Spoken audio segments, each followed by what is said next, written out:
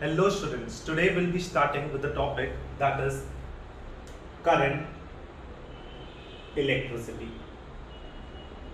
This chapter is also named as electric current through conductors. Now, talking about current and electricity, in this chapter what exactly do we learn? We learn how exactly current starts flowing through a conductor or through a wire. You have already learned this chapter in your 10th standard where you have learned about Ohm's law, you learned about resistors, the combination of resistors. So this is an extension to that topic. Now, the first thing which we are going to learn in this chapter is how exactly current flows through a conductor. If I am going to consider a conductor, that is a wire, then initially all the electrons inside the conductor moves in random orientation, due to which they collide with each other or to the wall of the conductor, and the net current flowing through the conductor becomes equal to 0. But when I connect this conductor or a wire to a potential difference in short, battery. Okay, this is the key to switch it on. Then what exactly this potential difference does? This potential difference changes the orientation of all the electrons. So all the electrons starts flowing from negative to positive, due to which electric current starts flowing from positive towards negative. So current in a circuit always flows from positive terminal of the battery towards the negative terminal of the battery. So what exactly is flowing here? Charges are flowing. If charges are flowing, means I'm going to say current I is equals to flow of charge per unit time. Now, if charges are flowing, that is Q, it is equals to number of electrons. So N into E, that is N into E, that is the total charge. So how many electrons are flowing? That is electron density upon time. So I is equals to Ne upon T, or I is equals to Q upon T, becomes our basic formula. Now after this, the next topic which comes in picture is Ohm's law. Now what exactly you learn in Ohm's law? In Ohm's law, V is equals to I into R. Okay. Now, if V is equals to I into R, that is potential difference is equals to current into resistance. What is resistance? Resistance is the opposition offered to the flow of electric current in a circuit. So, anything which offers opposition to the flow of electric current through a circuit, that is called as resistance. Ohm told us V is directly proportional to I, or I is directly proportional to V. Means the graph, if I am going to plot voltage current graph, then the graph will be a straight line graph, because both are directly proportional to each other. But if we come across the limitation of Ohm's law, what is limitation of Ohm's law? Let us first understand the basic definition of Ohm's law. What Ohm's law told us: as long as the physical state of the conductor remains the same, the current flowing through the conductor is directly proportional to the potential difference applied across the ends. Means I is directly proportional to V, means it is a straight line graph. But if I am going to consider the temperature effect, as I increase the value of voltage, after a certain period of time, the value of current starts falling. And that becomes the basic limitation of our Ohm's law. So, Ohm's law is obeyed by many of the substances up to a certain period of time. After that, the substance starts disobeying Ohm's law. And there are many other substances which from initial stage doesn't obey Ohm's law, like semiconductors. So semiconductors are the material which doesn't obey Ohm's law. Means the graph of semiconductor, that is voltage current graph, is not a straight line graph. After that, the next formula which comes into picture is drift velocity Vd. Vd is equals to I upon NEA. Okay, where I is current, N is current density, electron density, E is charge electron, that is 1.6 10 to the power minus 19 coulomb, A is the area. That becomes the basic formula for our drift velocity. After that, we say J. What is J? J is current density. That is flow of electric current per unit area. So J is equals to I upon A. So this formula can be modified. At the place of I by A, I can substitute J. So Vd is equals to J upon N. That is the basic formula for the drift velocity of an electron which is flowing through a conductor. After studying about drift velocity, let us move to our next topic. Our next topic will be the topic of resistivity. Resistivity is rho. The resistance of a conductor or a wire is directly proportional to its length and R is inversely proportional to its area. Means R is directly proportional to L upon A. If I remove the directly proportional sign, I put a constant here, that is rho. So R is equals to rho L upon A. So rho is equals to RA upon L, where rho is called as the resistivity. Okay, so rho is called as resistivity of the conductor. After that, resistivity means resistance applied into area divided by length. Opposite to resistivity is conductivity. Now conductivity is denoted by sigma. If conductivity is denoted by sigma, what is sigma? Sigma is reciprocal of resistivity. So sigma is equals to 1 upon 2. So sigma is equals to, the value of rho is Ra upon L. So sigma is equals to L upon Ra. That becomes the basic formula of conductivity. Okay, so we have learned about resistivity, we are talking about conductivity. After conductivity, let us talk about the effect of temperature on resistance.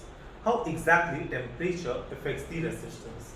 Now if you are going to see the effect of temperature on resistance, then what we see is, if on the x-axis I am going to take temperature in degrees Celsius, on the y-axis resistivity or resistance in ohms, then what we see that at 0 degrees Celsius the resistance is R0. Let us say as we increase the temperature, the resistance also increases. So let me say at a temperature of T degrees Celsius, the resistance will be RT. But how exactly it is going to change or it is going to increase?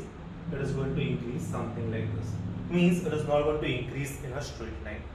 So we say the difference in resistance, that is RT minus R0, is directly proportional to the initial resistance, that is R0, and RT minus R0 is directly proportional to change in temperature, that is T minus 0. We can also write it as delta T. Okay, so I am writing as T minus 0, that is T. RT minus R0 is directly proportional to T. If I am going to club this together, I will be getting RT minus R0 is directly proportional to R0 into T. If I remove the directly proportional sign, RT minus R0 is equals to alpha into R0 into T. What is alpha? Alpha is called as temperature coefficient of resistance. Okay, so the basic formula for alpha will be equal to RT minus R0 upon R0 into T. So that is the basic formula related to the temperature coefficient, that is alpha. Once we are done with temperature coefficient, that is alpha, let us talk about resistance.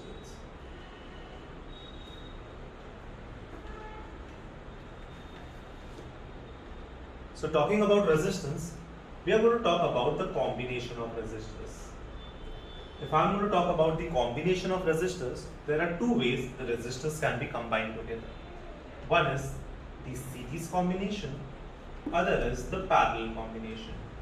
Now what do you understand by series combination? What do you understand by parallel combinations? When resistors are connected one after the other, they are said to be connected in series. And when they are connected one below the other, they are said to be connected in parallel. So one after the other means series, one below the other means parallel. Okay, first resistor R1, second R2, third R3, Here first R1, second R2, third R3. The basic formula for series is Rs is equals to R1 plus R2 plus R3. For parallel, the basic formula, what will be the basic formula? It will be 1 by Rp is 1 by R1 plus 1 by R2 plus 1 by R3. So that becomes the basic formula for our parallel combination. So here we have our series combination and this is our parallel combination of our resistors. After that, the next thing which you have studied was the color codes in resistors. Now, when we talk about color codes in resistors, you might have studied a bit table related to color codes in resistors. Now, if I will be talking about color codes, then let us understand how exactly the bands are printed on the resistors. Now, this is a basic resistor. If we have a first band here, this is the first band, this is the second band, this is the third band, and the final fourth band is separated. Why? Because we should know from where to start. Okay, so this is first band, this is second band, this is third band, and this is the fourth band. What exactly the first band tells us? It tells us about the code of the resistor. The second band again tells us about the code of the resistor. The third band tells us about multiplier. And the fourth band tells us about tolerance.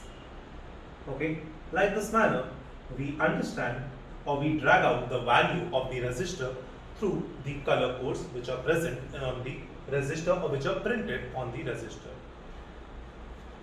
So these are the color codes which are there on the resistors. Once we are done with the color codes in our resistors, after that the further topic which comes into consideration is nothing but power. So if we talk about power, we talk about electrical power. Now what is power? Power is equals to voltage into current. Okay, this is the first formula for power. Next is power is equals to I square into R. That is square of current into resistance, that is R. Once the formula for power is done, we come to the topic that is combination of cells. If you are talking about cells, that is a positive and a negative. Now, when cells are combined together, what exactly we see? Combination of cells. Okay. Now, when cells are combined together in series combinations, when cells are connected one after the other, plus minus, then, for example, the first cell is of 1.5 volt, second is 1.5, third is also 1.5, then equivalent EMF, E, will be equal to 1.5 plus 1.5 plus 1.5, that is 4.5 volts. Now, similarly, if these all cells will be connected in parallel combination, what is going to happen? When cells are connected in parallel combination, that is one below the other, then no matter how many cells are we connecting in parallel, that is 1.5, 1.5, 1.5, the equivalent EMF or the voltage will be 1.5 as it is. So in series, the voltage or EMF gets added up together. In parallel combination, the total EMF of the circuit remains the same, that is 1.5 volt. Okay, so this is all about the chapter that is electric current through conductors. You are going to learn in detail about this chapter in your 12th standard, because in 12th you have continuation for this chapter. In 12th, you are going to move to the further part, that is Kirchhoff's law. Then you are going to learn about meter bridge, potentiometer, and other topics related to this, ammeter, voltmeter. So that becomes the basic intro of the chapter, that is current, electricity, with all the formulas. So I hope you are clear with this.